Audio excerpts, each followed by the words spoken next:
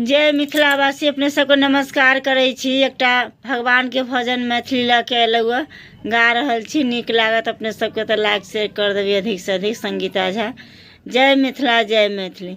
भगवान के पूजा पाठ में काम दै छै, सबमे गायल जाइ छै। सीखब गायब, नहीं नीक लागत सेहो कहब कमेंट में।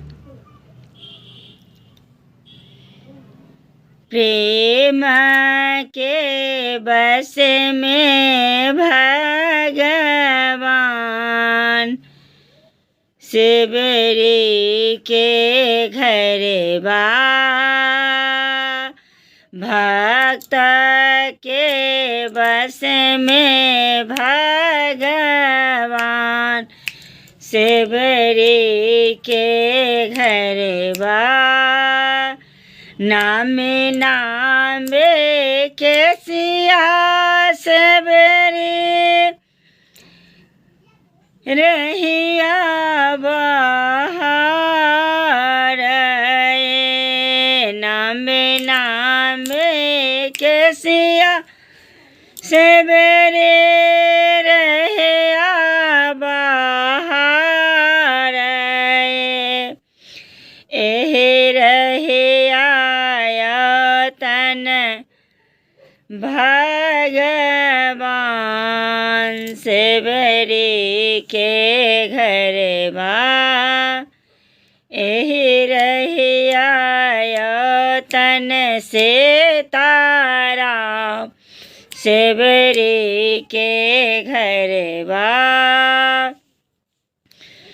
सोने के सोरा है शिवरे गंगा जल पानी। भरी भरी राखे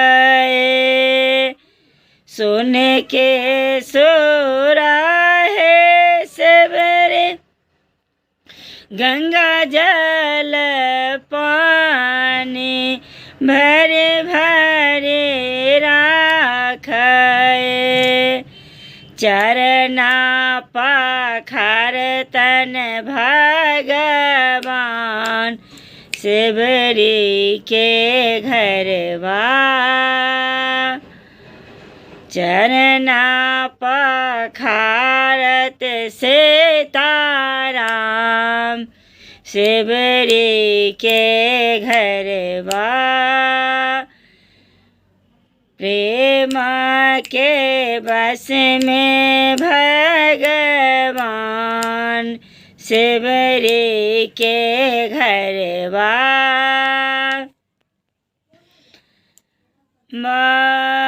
कुश के चटैया शिवरी झरी झरे बिछावे। कुश के चटैया शिवरी झरे झरे ओछावे। आसन लगई तन भगवान शिवरी के घर बा। आसन लगो तन सीताराम शिवरी के घर बा। भक्तों के बस में भगवान शिवरी के घर बा। मीठे मीठे बरिया शिवरी चेखे चेखे राखे।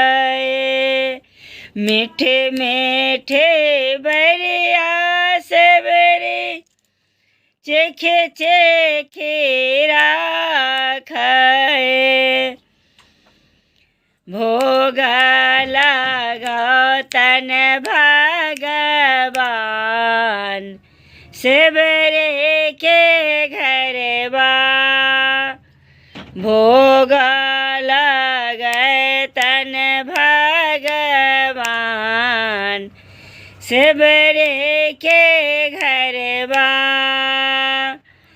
प्रेम के बस में दोनों भाई, सेवरे के घरवा प्रेम के बस में दोनों भाई, सेवरे के घरवा सोने के छेपे कर्पूरा कबाते,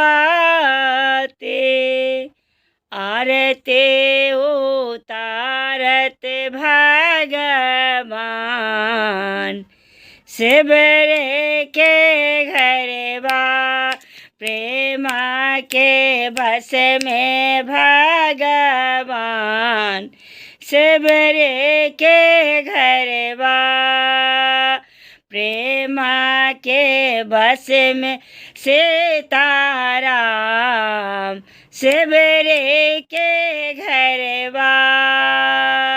धन्यवाद।